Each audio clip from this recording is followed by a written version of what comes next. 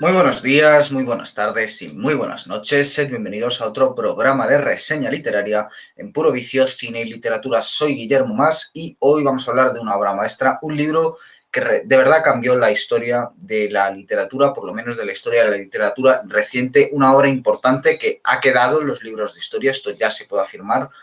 Y bueno, por no extenderme más y empezar ya con la reseña, vamos a empezar por el final. Estoy buscando, disculpen que no lo tenía preparado, lo que tiene que ser un desastre. No tenía preparado el final. Eh, Vamos a leerlo, el final de esta obra. Los muros de la iglesia eran gruesos y estaban agrietados en algunas zonas. En uno de ellos, cerca del suelo, se veía el relleno del cascajo. Aquella mañana Stanley iba vestido con su mejor traje, el azul que se ponía por segunda vez. Caminaba con las manos entrelazadas entre sí, pues al ponerse los pantalones había descubierto con desmayo agujeros de polilla junto a la bragueta. Llevaba una camisa blanca y una corbata roja, y nada, absolutamente nada, era como había pensado que sería. Volvió a su cuarto tras la misa temprana, donde también había echado un vistazo al gigantesco órgano, pues era un regalo de un americano, y confirmado sus preparativos para tocar en él más tarde por la mañana, y también, o más bien antes que nada, perdido la intersección de aquella santa a punto de ser proclamada aquella mañana por las campanas en favor de tres almas igualmente queridas e igualmente bellas. Y eran ellas en quien pensaba, y no en la obra, cuando se quedó solo en su cuarto mirando la obra, que era lo único que le quedaba. La miró con súbita malignidad, como si en aquel momento se hubiera salvado a expensas de todo y todos los demás, y lo más terrible, de cada una de aquellas tres almas. Pero ese era el aire que tenía allí parado, pasándose la mano por el pelo corto, subiéndose el cinturón y mirando aquella obra que desde que estaba concluida ya no podía llamar suya. Aun ahora, en las más expensas de aquellas tres, en lo que pensaba era en lo que pensaba y no en la suya. Estaba de pie como si esperase que alguien se moviera, y nada se movía. Nada se movió en la habitación hasta que un escalofrío le agitó los hombros y se volvió a mirar tras de sí, los labios preparados para hablar, pero allí no había nadie. Sin embargo, seguía aún de pie, inmóvil, vuelto a medias, esperando, cuando las campanas lo liberaron y recogió rápidamente las hojas que necesitaba y salió a toda prisa a la calle. Las llevó apretadas ante sí y no levantó la vista hasta llegar a la misma iglesia. Allí explicó que había venido temprano, para ensayar aquella parte que tocaría después. Lo explicó lo mejor que pudo, es decir, con las manos, las hojas, señalando el órgano, a sí mismo, la corbata roja, pues aquel cura no entendía el inglés y le hablaba en italiano, un torrente incesante de palabras mientras guiaba a Stanley hacia el teclado, llevándolo con una mano en el brazo, luego en el hombro, y Stanley inclinó la cabeza, escuchando atentamente las palabras que no entendía, mientras se sentaba y tocaba las teclas, levantando un traste tras otro mientras atendía y no comprendió por qué meneaba el cura la cabeza y volvía a poner dos de ellos mientras hablaba, y volvía a quitarlos cuando el cura se marchó, al parecer con prisa para ir a algún sitio antes de que el siguiente servicio lo hiciera volver. Bueno, esto es una cita en italiano que no voy a leer por no hacer el ridículo y voy a seguir leyendo. Cuando se quedó solo, después de quitar los trastes uno tras otro, pues así lo exigía la obra, Stanley se enderezó en el asiento, se apretó el nudo de la corbata roja y atacó las teclas. La música se elevó a su alrededor. Con el rabillo del ojo entrevió el brillo de su reloj de muñeca y aunque leía la música que tenía delante y veía su pulgar y su meñique bajar una y otra vez con tres teclas negras, entre ambos forzando las cuartas, la obra que había copiado a bordo del Conte di Breccia, forzando aquel acorde de intervalo del diablo a todo lo largo de los 30 pies de los tubos del bajo, no se detuvo. Los muros temblaban, pero no vaciló. Todavía se movía y aun cayendo, se elevaba en expiación.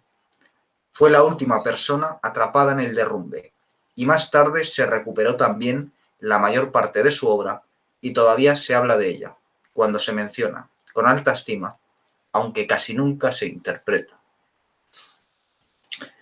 Un final extraordinario, no reveló la trama, Stanley es un personaje secundario, pero creo que esa imagen, la imagen del organista tocando en una vieja iglesia italiana, desoyendo las advertencias del sacerdote que le dice que por favor, en italiano, que por favor huya de allí, él se queda no entendiendo y al mismo tiempo no queriendo entender, tocando esa vieja partitura y sintiendo cómo la iglesia le cae encima, ¿no? A este último podríamos decir mártir del arte.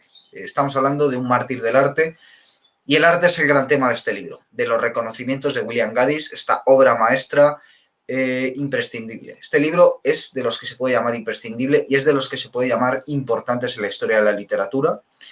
Es el libro que podríamos considerar el arranque de la posmodernidad. Yo ya he dicho en un vídeo que para mí la posmodernidad empieza con Borges.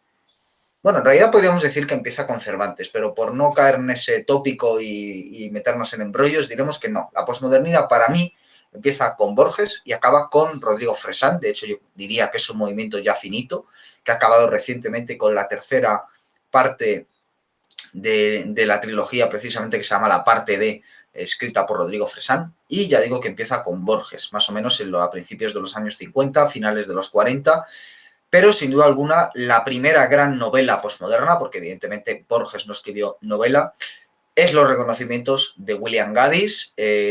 A pesar de que empiece y acabe con dos autores de habla española, evidentemente también hay que decir, y tenga importantes representantes europeos, como Thomas Berger, Cartarescu, Kundera, de los que ya hemos hablado, pues a pesar de ello la posmodernidad es un movimiento eminentemente anglosajón, esto hay que decirlo.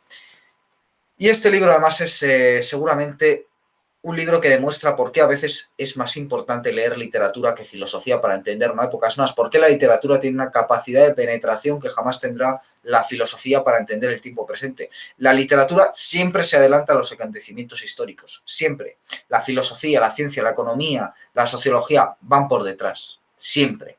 La literatura tiene ese don profético y no en vano se le ha atribuido muchas veces a los escritores ese don profético. William Gaddis, el autor de este libro, lo tenía. Un libro que, por cierto, hay que felicitar la edición. Yo, bueno, casi todos los libros que recomiendo he de decir que están muy bien editados, si no lo diría. Y si no lo digo es precisamente porque están bien editados. Y aquí viene además con un prólogo de William Gass, que es uno de los grandes autores postmodernos, que debería ser puesto el prólogo, digo, en todas las facultades de letras porque es un ejemplo de análisis literario y este vídeo no va a llegar ni de lejos a ese nivel y yo me remito, es un prólogo que está en la web y está muy bien que se incluya en esta edición porque realmente es espectacular cómo está escrito y es espectacular la capacidad de penetración que tiene Gass, que también es novelista y hablaremos algún día de él también.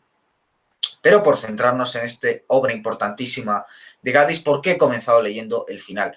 Porque ahí se presenta el tema, el tono y la calidad literaria. ¿El tema del libro cuál es? El arte.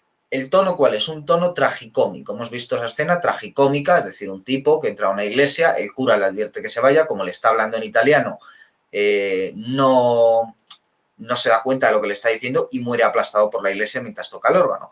Es trágico porque es un mártir del arte, es decir, es alguien que está tan abstraído en el arte que no atiende al mundo que le rodea. Y al mismo tiempo es cómico porque evidentemente visto desde fuera pues es un imbécil que muere aplastado por no enterarse y estar a otros temas, ¿no?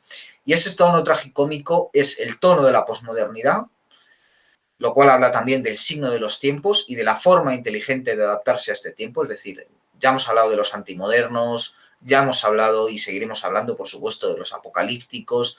Bien, los integrados, si realmente son inteligentes, tienen ese tono tragicómico. La posmodernidad en general choca mucho con esa actitud de los apocalípticos, de los antimodernos. ¿Por qué? Digamos, yo de hecho diría que en la segunda mitad del siglo XX, los grandes, o incluso en todo el siglo XX, se puede distinguir entre modernos y antimodernos en literatura. Pero evidentemente los modernos, autores como Beckett, como Kafka, no están ni mucho menos felices con ese absurdo que retratan. Y lo mismo sucede con los posmodernos, que no están ni mucho menos felices, pero lo hacen integrados. Los antimodernos lo hacen desde fuera.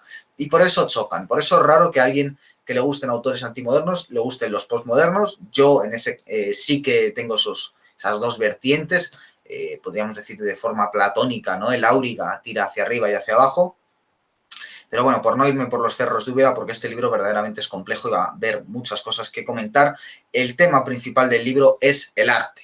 Y para eso William Gaddis retoma un mitologema, podríamos decir, un arquetipo, si se quiere, que es el de Fausto, el pacto fáustico. Es un libro donde se superponen distintos niveles narrativos, no es muy sencillo, de hecho es un libro muy complejo, quizás sea la lectura más difícil a la que yo me he enfrentado, no sería el único, por ejemplo Jonathan Franzen, el autor de Las correcciones, ha dicho que es el libro más difícil que ha leído y que lo diga Franzen, que es un autor muy exigente, con una primera etapa posmoderna y una etapa ahora, digamos, cercana al realismo decimonónico, con libros excelentes como Las propias correcciones o como El sobrevalorado Libertad, pues significa algo. ¿Quién hace el pacto fáustico? Pues hay un personaje que se llama Rectal Brown, que es el diablo. El diablo representado a través de un marchante de arte neoyorquino que pacta con Wyatt Wyon, es un nombre extraño de pronunciar, que es el protagonista realmente de esta novela, pero que aún así es una novela coral. Este es otro de los rasgos de la posmodernidad, y es muy importante porque el mundo que retrata la posmodernidad es un mundo fraccionado y por lo tanto la narración ha de ser coral, más que fraccionado, habría que decir, como dice Agustín Fernández Mayo, en red, porque todo está interconectado y algo que está fragmentado no lo está, sino un conjunto de redes que están como sinapsis neuronales interconectadas. Ese es el mundo que retrata la posmodernidad y por lo tanto la narrativa posmoderna ha de crear un arte que esté a la altura. En este caso, Gadis encontró algo muy importante, ¿no? A través de su uso del lenguaje, que es verdaderamente una maestría. Seguramente no se haya hecho nada semejante en lengua inglesa desde Joyce, ¿no? Esa experimentación con el lenguaje no se había visto desde entonces, desde el Ulises, y esta es una obra en muchos sentidos comparable al Ulises por su ambición. Y lo que es este libro es una superposición de voces, y de hecho literalmente lo es, porque el libro, casi todo el libro es conversación, no se dejen engañar por el fragmento que he leído, todo el libro es una sucesión de conversaciones. Es cierto que tiene un arranque 100, 200, 250 páginas, ya digo, es un libro muy extenso, tiene 1300 páginas. Las primeras 250 son muy asequibles. Eso es una trampa de Gadis. Uno puede creer, leyendo esas primeras 250 páginas perfectamente entendibles, que está leyendo un libro de la modernidad, exigente, pero asequible. Claro, después, a partir de ahí, da una subida impresionante. El libro pasa a otro nivel, un nivel insólito en la literatura, y que pocas veces podemos decir que estemos ante algo insólito. Es una etiqueta que se utiliza mucho, pero que pocas veces podemos decir realmente que se dé. Bueno, en este caso se da. Si el otro día, hablando de Solenoide, hablábamos de esas ambición de las grandes obras de la historia, como el Ulises, como el Fausto, como la Divina Comedia, como el Quijote, como el Tristan Shandy, con el que tiene mucho que ver este libro, pues sin duda alguna los reconocimientos de William Gadis es una obra ambiciosa que no tiene nada que desmerecer a estas obras. Como decía, pues tiene este tema del arte, su tema principal, lo desarrolla a través del pacto fáustico, y además, de nuevo, la ironía, que es un rasgo de la posmodernidad, aquí está muy bien, ya en el propio argumento, porque evidentemente el protagonista, ¿a qué se dedica? El protagonista es, bueno, un falsificador. Se dedica a falsificar obras de arte, más concretamente obras de arte del Renacimiento. Aquí tenemos en la portada el matrimonio de los Arnolfini, una obra maestra de la pintura del Renacimiento, un libro innovador, ¿no? Por lo que el tema del espejo ya se habló, ¿no? Que esto más tarde lo utilizaría Velázquez, el ver el cuadro desde dentro del cuadro es totalmente innovador, al mismo tiempo que un cuadro clásico sobre la pintura de la época renacentista. Quiero decir que está retratando a una familia de burgueses, que es la clase social en auge en la época, de comerciantes, la forma en la que están presentados los personajes, los detalles, la decoración, la propia ropa de los personajes, la disposición, etcétera, etcétera, etcétera, ¿no? Incluso los propios rasgos fisiológicos de los personajes, todo eso está perfectamente encuadrado en la pintura de la época, la pintura flamenca de la época. Es una obra maestra absoluta este cuadro, y tiene relevancia en el libro, no será el único, pero bueno, el protagonista, como ya hemos dicho, lo que es un falsificador y se dedica a falsificar obras de arte de esta época. Durante un tiempo vive en la pobreza, tratando de sacar adelante su arte, hasta que finalmente vende su alma al diablo y se convierte en falsificador. Esto es muy importante porque, bueno, ¿qué significa esto de que sea falsificador? Bueno, digamos, vamos ya a hablar de la tesis del libro, que como he dicho antes, seguramente es mucho más hondo lo que hay en este libro que en la mayoría de obras filosóficas que se han escrito en los últimos 50, 60, 70 años. Seguramente sea más hondo, y esto es importante decirlo. ¿Por qué? Porque, bueno, de lo que está hablando es de la creación. Es un libro con una honda capacidad teológica, una discusión teológica muy importante detrás. Los reconocimientos para Gadis es el reconocimiento del ser creado con el creador. Por lo tanto, es un libro sobre la creación. El ser creado, Adán, Eva, con respecto del creador, o sea, la creación y el creador. El creador, evidentemente, Dios. Y lo mismo ocurre con el arte. Ese es el símil que hace William Gadis, la obra con el artista. Se ha hablado del fin de la historia, lo ha hablado Fukuyama, lo ha hablado Huntington, precisamente pues, en el 68, una década o dos después de la aparición de los reconocimientos, Alexandre Kojève, maestro de Huntington y maestro sobre todo de Fukuyama, habló también del fin de la historia. No voy a entrar en ese debate filosófico más que interesante sobre si con este sistema económico y político se ha acabado la historia o no, si estamos ya fuera. Yo creo que la pandemia es un signo de que no, pero ya veremos. En cualquier caso, lo que sí, digamos, identifica y determina Gadis es que el arte sí que se ha acabado. Gadis se da cuenta de que el arte se ha acabado. William Gadis es un hombre con un talento, es un genio. William Gadis es un genio de la literatura absoluto, megalómano como todos los genios, excéntrico como todos los genios, y más aún como todos los grandes escritores postmodernos, que son gente esquiva, que no aparece por los medios de comunicación, no lo hace de forma extravagante, precisamente en un mundo dominado por los medios de comunicación. Es una actitud verdaderamente retadora y también que habla muy bien de esa forma extraña de estar integrados en el mundo. ¿Y de qué nos habla Gadis? Bueno, nos habla de lo que Walter Benjamin llamó la obra de arte en la época de su reproductibilidad técnica. De eso habló Walter Benjamin en un ensayo homónimo, que es imprescindible para todo aquel que estudie la historia del arte del siglo XX, una arte que ya compite con el cine y sobre todo un arte que se comercializa. Aparece la cultura de masas, que por ejemplo ha estudiado bien Humberto Eco, ha estudiado muy bien la cultura de masas, haciendo un recorrido por toda la historia del arte hasta llegar a la cultura de masas, en su libro sobre lo bello y sobre lo feo, sus dos libros. Y bueno, Gadis lo que hace precisamente es protestar. Protestar no desde una forma apocalíptica, sino desde una forma integrada. Y por eso su protagonista no es un idealista que se dedique a pintar de forma innovadora y muera de hambre y viva en un ático, no, bueno, en París, en una guardilla parisina, no, con una estufa y un tragaluz, no, tapado con una manta y pintando casi que con su sangre, no. El protagonista por eso es alguien que se forra falsificando obras de arte, evidentemente. Porque el artista, en esta época posterior a la historia del arte, solo puede ser un falsificador. Eso es lo que nos dice Gadis. Y su obra, al mismo tiempo, es un atentado, es una bomba, en un tiempo, es una revolución literaria, en un tiempo donde la literatura comienza a ser domesticada, que es la gran tragedia de la literatura en nuestros días, que está domesticada.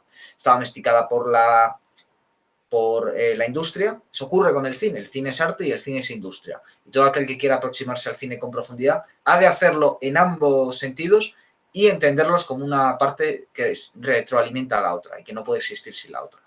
En la literatura no es tan claro, no hay más que mirar la historia de la literatura, casi todos los escritores no han vivido la literatura, sino de otros oficios. Entonces, es un atentado contra esa literatura domesticada de un tiempo masificado de cultura de masas, la que han estudiado pues, autores como McLuhan, autores como Guy Debord, en fin, o sea, es que no me sale ahora mismo el nombre que busca.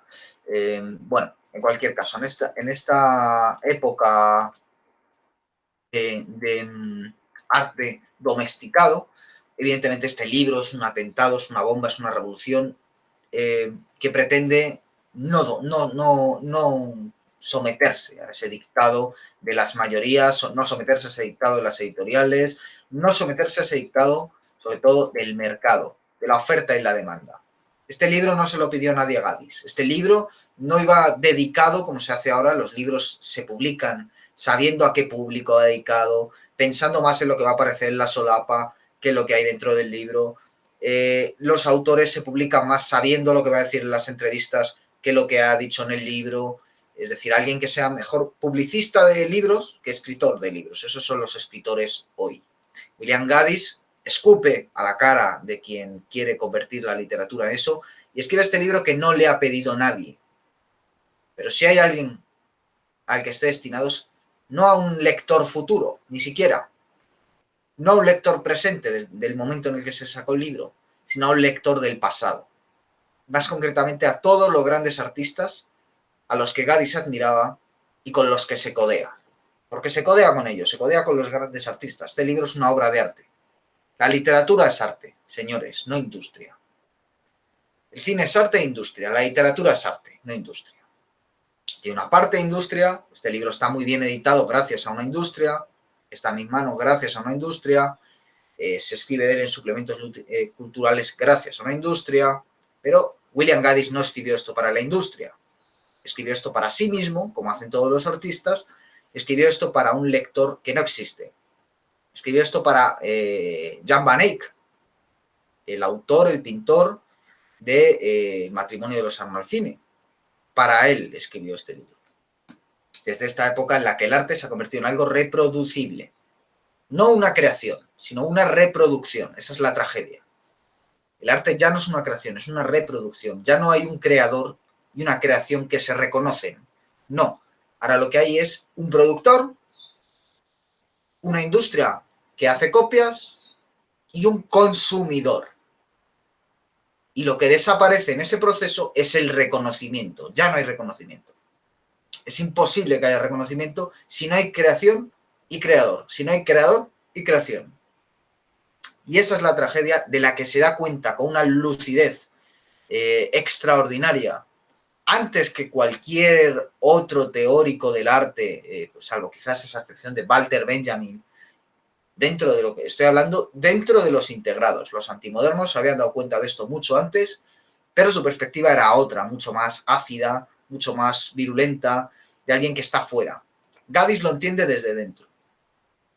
Gaddis se da cuenta antes que autores como Lyotard, como Baudrillard, como Jameson, como Barthes, como toda esta gente. Se da cuenta mucho antes y lo expresa de una forma mucho menos pedante, mucho más accesible y sobre todo de una forma mucho más perdurable, a través de una obra de arte como es Los Reconocimientos, esta obra maestra de William Gaddis, pesimista, a más no poder, sobre el devenir del arte, sobre el devenir de la literatura, que abre una beca. La importancia histórica de los reconocimientos de William Gaddis es... voy a ver el año exacto en el que, creo, no sé si es del 48 o del 51. A ver. Perdonen, que hoy estoy espeso, es del 55.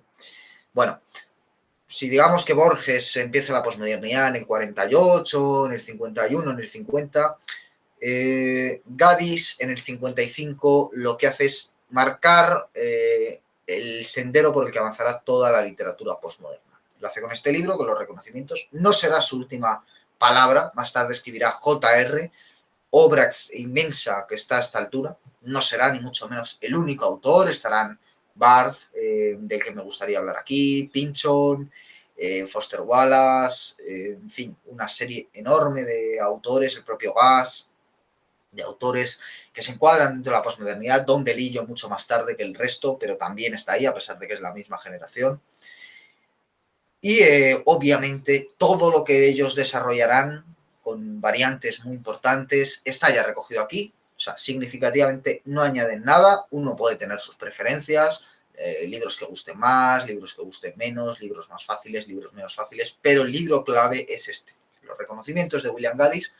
De nuevo un libro exigente, de nuevo un Everest, seguramente yo no he conocido, igual que Franzen, un Everest aún más alto. O sea, este es el pico más alto al que yo he llegado en mi vida de lector. Evidentemente hay muchos por explorar todavía y no va a ser mi última palabra, pero a día de hoy tengo que afirmar que este es el pico que más me ha costado subir, pero lo he visto recompensado, ¿no? Lo he visto recompensado por una inteligencia, por un talento por una prosa, que es lo importante, la literatura, el lenguaje, por favor, que ya estoy harto de esos manuales de estilo. Estoy harto de los manuales de estilo y de los profesores de literatura que abogan por los manuales de estilo y de los libros que se dicen literatura siendo auténticos manuales de estilo, ¿no? Que te dicen, no, esto hay que escribir así, así. Es la injerencia del periodismo. Claro, si los premios literarios se los damos todo el rato a periodistas, que es lo único que conoce la gente que compra, aquello que conoce, como vimos en un mundo audiovisual, aquello que le suena por imagen, la cara de los periodistas. Entonces, por eso ahora tenemos aquí en España a todos los presentadores de telediario haciendo libros. El problema de esto es que los editores, que parece que cada día son gente a la que le gusta menos la literatura, siguen quedando gente, editores a los que les gusta la literatura. Es evidente que en Sexto Piso pues les tiene que encantar la literatura para publicar este libro de una forma tan bella y extraordinaria. Pero hay otras editoriales absolutamente vendidas a un dinero, con editores incompetentes que no aman la literatura y con autores que no han abierto un libro como los reconocimientos en su vida y escriben pues con su estilo periodístico, que está muy bien para el periodismo, y además para una vertiente de periodismo que no sea columnismo, porque en el columnismo muchas veces se hace literatura a pequeña escala, pero esos manuales de estilo son un cáncer que está devorando la literatura porque acaba acostumbrando al lector a leer pues un lenguaje puramente, no sabría cómo decir, limpio no, porque limpio es una forma de estilo, el de Galdós, por ejemplo, era limpio. Un lenguaje denotativo, por decirlo de forma penante, el lenguaje periodístico es denotativo y el lenguaje literario o poético, porque bueno, en literatura hay muchas formas, pero el lenguaje poético no puede no ser connotativo. El lenguaje poético siempre es connotativo y el lenguaje periodístico siempre es denotativo. Evidentemente un autor puede tener distintos registros, pero si vas a escribir una novela, señor, tiene usted que incluir un lenguaje elaborado. El problema es que eso no se hace entre muchas otras cosas. Esto no está aquí, es un libro muy difícil. Si a usted lo que lee, lo que compra es el último premio Planeta, este libro, de verdad, no lo intente. Si a usted le gusta la literatura, inténtelo. Si ve que no puede, déjelo para otro momento. De verdad, la vida es muy larga y hay muchas cosas que leer y tampoco pasa nada si no se leen ciertos libros. Yo no soy un purista. Pero al que le interese la posmodernidad, al que le interese la literatura exigente, al que le interese el arte en este tiempo que quizás sea posterior al arte, donde el arte es imposible, todo lo que anunció ya William Gaddis en este libro, de forma casi profética, se cumplió, él lo vio con una lucidez extraordinaria. Y quizás la única pega que le pongo al libro a nivel teórico es que se refuta a sí mismo, es decir, es un libro que dice que el arte se ha acabado y es posterior al arte y que solo se puede hacer imitación y falsificación, además falsificación, que no es imitación. Porque la falsificación está también la huella del artista, no es como una imitación, no es como una reproducción. Bueno, y claro, se refuta a sí mismo Gaddis, esa es la paradoja, y también el humorismo, ¿no? La ironía. Gaddis se refuta a sí mismo porque hace una obra de arte. Y no solo eso, sino que abre la veta y muestra el camino para que otros puedan seguir haciendo obras de arte. Primero en Estados Unidos y luego pues en Europa, en por supuesto Hispanoamérica, donde la posmodernidad también ha dado grandísimas obras literarias. La posmodernidad, como todo movimiento literario, pues también se acabó convirtiendo en una marca. Eso pasó con el boom latinoamericano, ¿no? Pues se llamó boom latinoamericano, se quiso crear una unidad y se acabaron, pues como siempre, vendiendo libros de más. Libros que no tenían la calidad de los otros, pues se vendieron como parte de ese proyecto. Con la posmodernidad pasa igual, se empiezan a citar autores. Y yo, por ejemplo, tengo por ahí un libro que se llama Ciudad en Llamas. No me acuerdo ya ni del nombre del autor, que vendían también como una obra maestra de la posmodernidad, un libro muy largo. Yo me lo leí con interés, el libro era bueno, es una muy buena novela, no sé qué nombre en 3 partes. Bueno, Halsberg, creo que se llamaba. Ciudad en Llamas se llama el libro. Buen libro, pero no es ni la obra maestra que se decía, ni una gran obra de la posmodernidad, porque decía lo que ya se han dicho muchas veces antes, ni añadía nada nuevo, ni etcétera. Y ese es uno de los fallos de la posmodernidad, que parece que todos los días se están inventando la Pepsi-Cola, ¿no? Que están descubriendo el Mediterráneo. Y eso es imposible, físicamente imposible. William Gaddis sí lo hizo con este libro en el año 1955, con los reconocimientos, que retrata todo ese ambiente neoyorquino de manera extraordinaria, que es una novela filosófica llena de conversaciones que son para recoger en forma de pequeño manual y pasar a los estudiantes de historia del arte, porque van a aprender más que leyendo muchos manuales.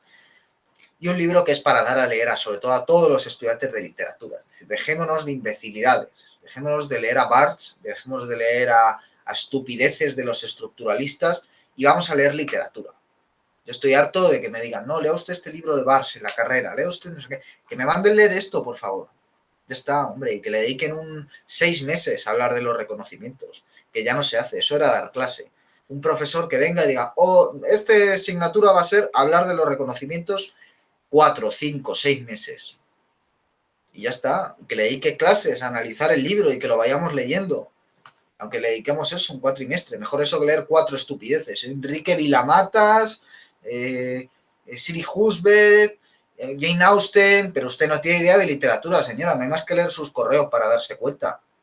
Claro, ellos recomiendan manuales de estilo, escriben con manuales de estilo. Cualquiera que ame la literatura sabe que eso es la antiliteratura. Los autores literarios no aprenden leyendo manuales de estilo. Los autores literarios aprenden leyendo gran literatura. William Gaddis se convierte en un clásico leyendo a los clásicos, poniéndose a su altura, con esa ambición de los clásicos de encajonar el mundo, la inmensidad inabarcable del mundo en un solo libro. Y eso es lo que no entienden los profesores literarios, que como digo, leen manuales de estilo y como digo, leen obras teóricas hiperabstrusas, dicen que leen, obras teóricas hiperabstrusas y demás, porque no les gusta en realidad la literatura. No les gusta.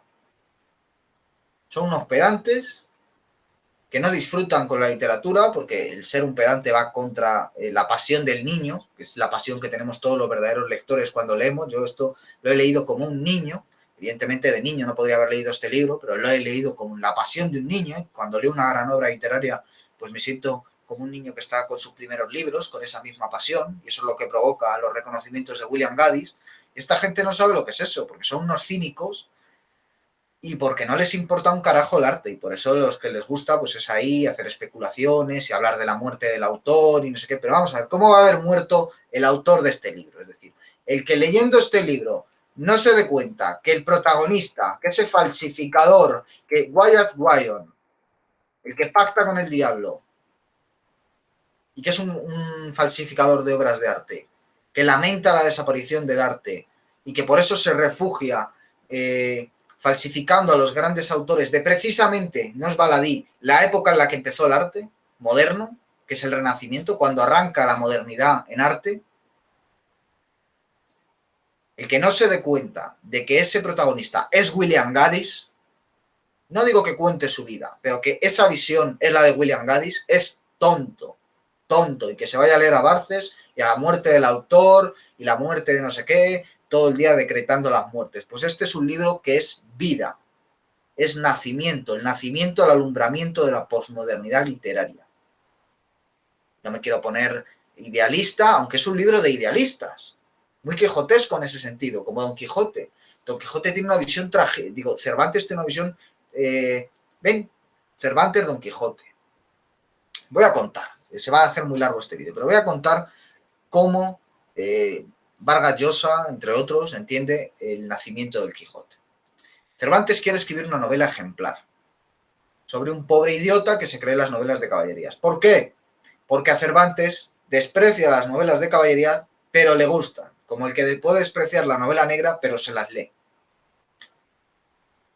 Total, escribe los primeros capítulos sobre eso, un pobre tonto que se va dando leches, golpes, ya dijo Nabokov, que era un sádico. Bueno, pues ese sadismo está ahí, evidentemente, en los primeros capítulos sobre todo. Ahora bien, algo ahí despertó algo dentro de Cervantes, un Cervantes ya envejecido, fracasado como dramaturgo, que era lo que quería ser, fracasado como poeta. Él quería ser dramaturgo y por eso envidiaba y odiaba a Lope de Vega, que es el que encargó, por cierto, si no escribió, por lo menos encargó el Quijote de Avellaneda. Y Cervantes ve en esa historia a ese pobre viejo loco algo con lo que se reconoce.